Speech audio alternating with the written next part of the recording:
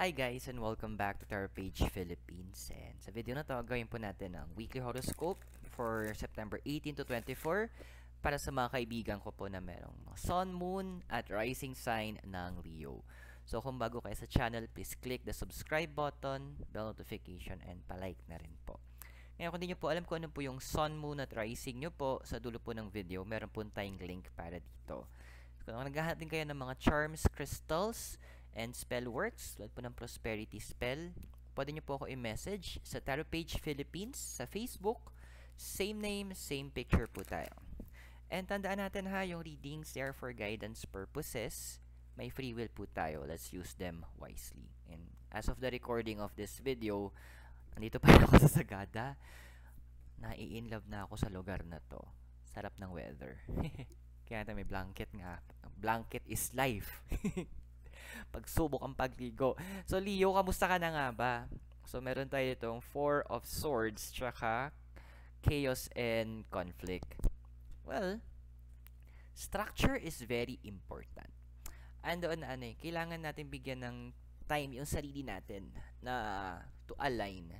Kasi, di ba ang hirap naman kung pag gumagawa ka ng lamesa at hindi, kailangan talagang pulido kasi kung hindi, uuga-uga yan.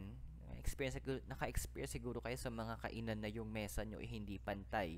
Na ang ginagawa ko nun, yung ano ko ng yosi, yung basta yon yung lalagyan. Nutupi ko para pangkatang para hindi umuga. So, it's time na medyo doon natin tayo magfo-focus ngayon. Ano yung mga umuuga sa life mo? Ano yung mga umuuga sa mga nangyayari sa'yo na medyo kailangan nating bigyang pansin, medyo kailangan nating bigyan ng makatangan. Better, imbes na magkatang tayo doon, ipulido natin. Kasi kailangan pantay eh. Tanda natin nasa mundo ang mundo natin is about balance. Kaya nga may yin-yang, di ba? May light, may dark, may up and down, may black and white. So, binabalance. So, ang hirap kasi sa buhay kapag hindi siya balance eh. Hindi pwedeng lahat puro physical. Kailangan inaalagaan mo din ang iyong mental. Hindi lahat naman puro dapat laging mental. Kailangan andun din yung parte ng spiritual din natin. Now, and in this point kasi, it's about expanding your knowledge din. Kumbaga, ano yung mga may sinasabi kasi na we agree to disagree. Na may mga bagay na hindi natin mapagkakasunduan. So, alam na natin yon. Pero kailangan natin maintindihan, bakit nga ba hindi nagkakasundo? Kasi sabi nga wala naman hindi nakukuha sa mabuting usapan. So, sa pag-usap na yun, kailangan magkaroon ka na malawak na pag-iisip din. Yun yung pinapaalala sa'yo ng cards mo. Na it's time to do that. And ang maganda dito kasi kapag na-balance mo siya with the presence of with the tower of yung selenite na crystal, it allows you na to amplify, kumbaga sa speaker, mas mapalakas mo kung yung sino ka talaga, kung ano yung kaya mong gawin, yung mga kapasidad mo, and even umabot sa point na ma-unlock mo, mabuksan mo yung mga bagay na tungkol para sa'yo na talaga namang mag-aangat pa sa buhay mo. And speaking of pag-aangat, ano nga bang pumipigil sa'yo? So we have here the Three of Cups, tsaka never-ending story. Well, Leo, minsan may mga relationship, Mercury retrograde, sobrang effect, may post Mercury retrograde shadow. May mga stories sa life mo, relationships, na kailangan nating bigyang pansin, kailangan natin bigyan ng closure. Sa closure kasi malami yun. Pwedeng yung closure na paghingi ng tawad, closure na pagpapatawad. Kasi, sometimes yun siguro Leo, sabi nila kasi fire, di ba fire sign ng Leo? Dapat nga daw sabi nila water sign kasi mas emotional pa daw kayo. Hindi nyo lang pinapahalata, hindi nyo lang siya dinidisplay masyado na ito pala yung nararamdaman mo, ito pala yung totoong nangyayari sa loob mo. It's time na medyo bigyang pansin mo to. Ito yung pipigil may certain fear na syempre andun papasok yung salitang pride na kapag nag-communicate ka o nag-open ka ng emotion, baka mamaya isipin nila mahina ka na. Well, siguro yun ang iniisip mo, pero yun ba talaga ang iniisip ng iba? Isang paalala sa'yo kasi hindi natin makokontrol anong iniisip ng mga tao tungkol sa atin. Sabi nga ng isang movie na panood ko, sa mundo dalawa lang pwede mong kontrolin. Reaction mo tsaka iniisip mo. So it's time that you allow na medyo ma-detoxify yung sarili mo kasi ito yung makakatulong para maayos yung katang sa buhay mo eh. Yung mga issue siguro, parang kumbaga yung mga kulang-kulang pupunan natin, para magawa yon medyo kailangan natin umatras ng konti para maayos natin yon. Ano ba yung tinatawag natin na crown card mo? So, meron tayo itong Two of Swords, tsaka flexibility. Yeah, intindihan naman natin that you would love na mag-share nung alam mo andoon na gusto mong mapulido din kung ano yung meron ka. Kunyari, sabihin natin artist ka. Gusto mong mas mag-expand ka as an artist. Kunyari, magaling kang kumanta, gusto mong mag-expand naman sa pagsasayaw. Or if you're a painter na classical painter, gusto mo nang mag-expand into modern art. Mga ganong bagay. So, there's nothing wrong with that. But right now, ang nakikita ko kasi dito, with the Two of Swords, it's time that you question. Oras na para questionin mo yung mga alam mo. Hindi siyasabi mong mali ito, pero kina-question mo siya o questionin mo siya para makita mo kung yung buong aspeto ba ng alam mo at kaya mong gawin, nakakatulong pa ba sa'yo? Nagkakaroon ba ng magandang impact pa rin? O, kumbaga, parang sa disiplina, gamot na lang, ganyan. Na dati, effective siya ngayon, hindi na siya effective. Nakatulong siya dati. Pero ang question ngayon, nakakatulong pa ba siya hanggang ngayon? Yun yung bibigyan mo ng pansin. Yun yung bibigyan mo ng parang highlight. Kaya mo siya questionin para masala mo. Kasi hindi dahil effective siya dati, effective siya hanggang ngayon. Hindi ganun yun, kapatid. That's why sometimes yung flexibility, kaya naka-reverse din siya, kailangan mong maging laser focus para mas mapulido mo yung mga ginagawa mo. Ano bang foundation natin? Wheel of Fortune, tsaka Fates. Well, sabi nga, may nagsabi sa akin nun, the only thing that is constant in life is change. Ang isang bagay na hindi magbabago ay pagbabago. Yes, it's a continuous process. Kaya nga namin kasabihan niya tulad ng you cannot step on the same water twice, which is totoo. Kasi once na nangyari na yon, tapos na. Hindi na at maulit man yun, bago na yung experience. Iba na yung dating. So, with the foundation card mo dito kasi, pinapaalala sa'yo na you need to also find yung hindi logic wisdom. Minsan illogical yung mga nangyayari. Akala natin na, ganun ba yun? O parang hindi naman yata akma yun sa paniniwala ko. That's why you need to question. Gamitin mo yung mga na-experience mo, narinig mo, nalalaman mo, to question ano nga ba yung karunungan na pinapasa sa'yo ng Sansinukob. Kasi may mga oras na basic experience ko din, si universe, bisa pag magtuturo yan, o may papagawa, hindi ko gets. Bakit? Then, magigets ko na lang during or after. Okay, kaya pinayagan to mangyari. Kaya dito ako nila sa sitwasyon na to. Kasi ito pala yung target ng universe. Ito pala yung gusto niyang gawin. Ito pala yung gusto niyang iparamdam or matutunan ko. Ito pala yung gusto niyang makita ko. Ito pala yung gusto niyang mas lumalim yung pagkakaintindi ko dito. So, open yourself. Being open to it. Allow the universe na hasain ka. Ano ba kasing recent past mo? Ba't ganito? Umiikot tayo sa isang klaseng reading. Serendipity, tsaka Ace of Pentacles. Minsan kasi may mga tao na niromanticize na yung serendipity na para, meant to be, ganyan-ganyan.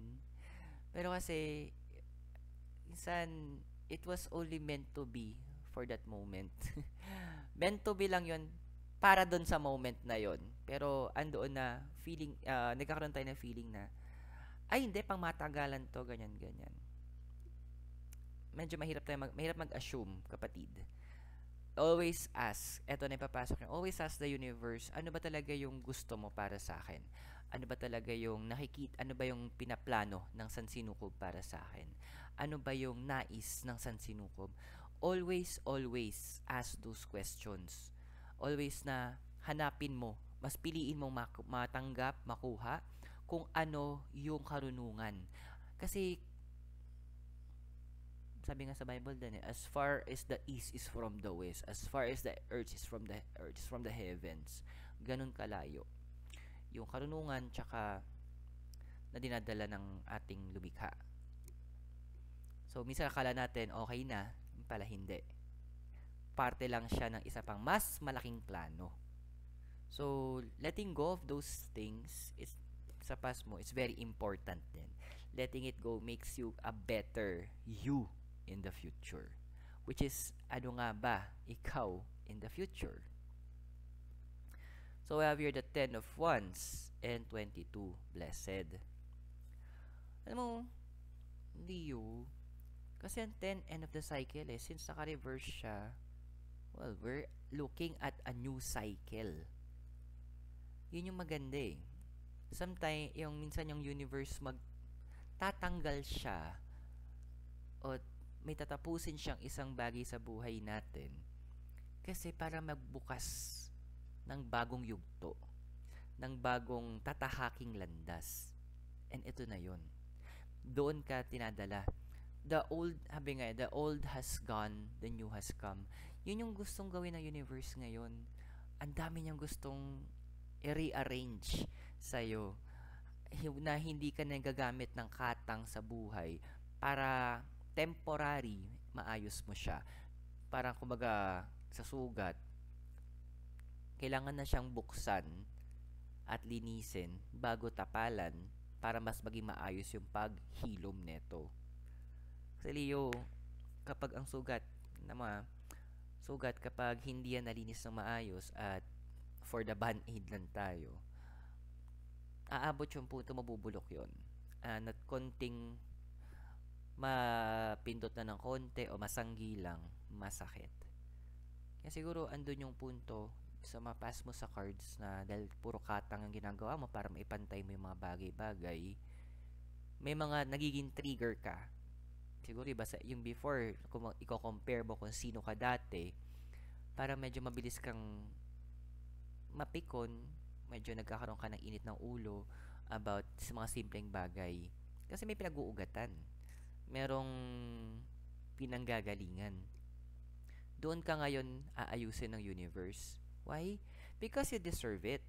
Blessed. Kasi 'di ba? Naalala ko yung isang verse sa Bible tuloy ulit. Kung lang kung saan yun Sabi niya doon, all things work together for good for those who love Him. Lahat ng bagay ay nangyayari para sa ikabubuti ng mga taong nagmamahal sa Kanya. Well, ang pagmamahal isa doon is pagsunod. Isa yun sa mga pagpapakita ng pagmamahal natin na sumusunod tayo sa sinasabi. So, ganun din sa'yo. It's time that you learn sumunod sa mga binubukas na daan ng sansinukob. Kasi para sa iyo din to, para masiguradong maging mas maayos ka at para masiguradong mas maging maganda yung takbo ng bilang ikaw. Kasi yun yung pinaka-core ngayon Kapag ikaw yung naayos, the rest will follow. Tingnan natin ano ba meron kasi sa physical environment. Bayan. The Tower, tapos Milk and Honey. Okay na, sige. Totoo, medyo andyan pa talaga yung energy ng Mercury retrograde. Sometimes wag tayo mag-base sa mga naririnig natin, sa mga kukuha nating impormasyon mula sa iba. Sa kailangan natin, kahit na pinagkakatiwalaan natin, hindi malabong magkaroon ng dagdag bawas yon. Bakit? Tao tayo. tao sila. May punto doon na pwedeng magkamali yung sinasabi nila. O pwedeng hindi maging akma. Pwedeng mahaluan ng emosyon. Pwedeng iba yung dating sa kanila. Kaya nga may tinatawag na chismis eh. Sabi nga, always ask directly doon sa tao. Especially with the milk and honey right now, importante na karamihan sa inyo, Leo, yung kabuhayan nyo is nakasalalay kung paano kayo makikipag-connect sa mga tao. Yung akala, and andun din na pinapala ng university to sa cards na to, na wag mong i-assume na yung ginagawa mo is okay lang, na okay lang din sa tao. Pwedeng sa'yo, it's okay. Pwede na. You're good with it. Pero, sa kanila ba, okay nga ba talaga? Sa kanila ba, pasok ba sa panlasa nila? O baka naman, dahil masyado nilang binibigyang importansya ka, o binibigyan ka ng atensyon, na andun yung punto na, sige, pagbigyan natin si Leo, kasi ganto, ganyan. O ando yung isip nila na, sige na nga, palagpasin ko na lang to. Huwag nating hayaang masanay yung sarili natin sa mga ganong bagay. Kasi, pag paulit-ulit siya yung ginagawa, nagiging parte na siya ng pagkatao natin. At pag naging parte ng pagkatao natin, medyo magkakaroon tayo ng slight na hirap na baguhin yun kapag kinakailangan na. So, as early as now, yun nga, check mo din. Feedback from other people is also important. Huwag mo na hintayin may magsalita kasi may iba hindi natin mapipilit na magbigay sa atin ng correction or ng rebuke o pangaral. Ikaw na mismo ang magtanong and then open your heart na okay, ito yung sinabi niya, pwedeng sabihin maging offensive, pero tignan mo doon yung karunungan tsaka yung pagmamahal, bakit nila nasasabi yun. Tingnan natin yung emotional environment. 5 of Pentacles and then why? Well, 5 kasi is about actions. Well, karamihan sa inyo kasi creative Ganun talaga ang Leo. The house of creativity. Which is, sa patunayan ko maraming beses, ang dami kong kilalang may sun, moon, at rising na Leo. Ang creative nila sa mga craft nila. Natutuwa ako kasi na iisip nila yon or parang napapansin nila yon. Sobrang ako personally, na-amaze ako sa inyo, Leo. Pero andito kasi na pinapaalala sa'yo ng cards na kailangan minsan nare-refresh yung creativity. Minsan kailangan nabibigyan ng bagong breath of fresh air, a new inspiration, yung pagiging creative natin. So, andito yung sinasabi din ng cards na minsan kailangan mo talagang you find that happiness, that balance inside you. Kasi dito nanggagaling yung creativity natin Usually, di ba, mapapansin mo, Leo, kapag yung emotions mo, depende sa timpla na emotions mo, yung creative part mo, nag-iiba din yung level niya. Same thing right now in what's happening. Find that creativity in you. Find that, kumaga magkaroon ka ng inspiration. And allow that inspiration na mag-create ng mga bagong bagay na unique, na ikaw lang makakagawa. Your hopes and fears is yung magician tsaka co-create.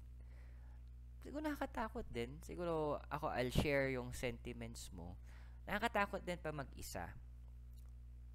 Pero minsan, yun yung kailangan natin Kailangan natin mapag-isa para marinig natin yung sarili nating boses. Minsan kailangan natin mapag-isa para mas maintindihan natin ano ba talaga yung hinahanap, nilalaman ng puso natin. Minsan kailangan natin mapag-isa para mas magkaroon tayo ng malalim na pagkakaintindi na ito pala ako. Ito pala yung hinahanap ko. Ito pala yung mga kailangan kong tanggalin. Ito pala yung kailangan kong idagdag.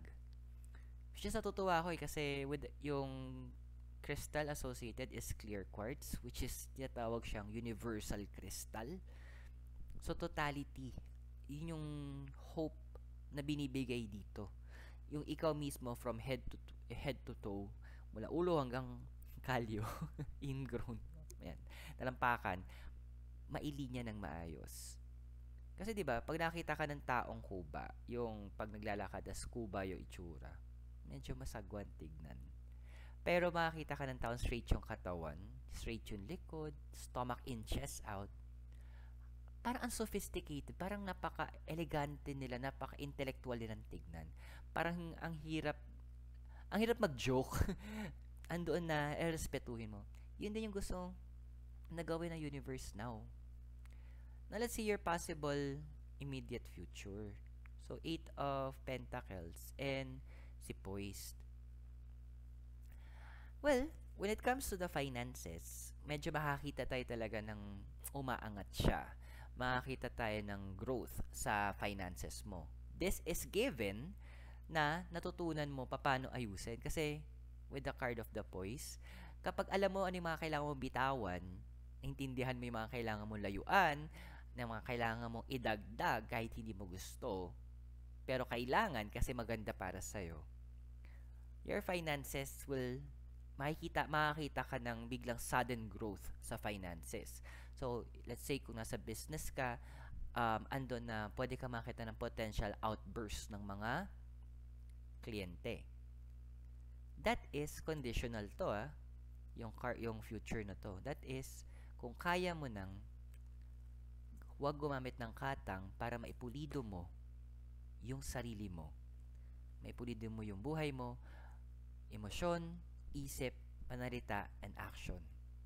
That will help a lot in making sure you will have a better version sa finances mo.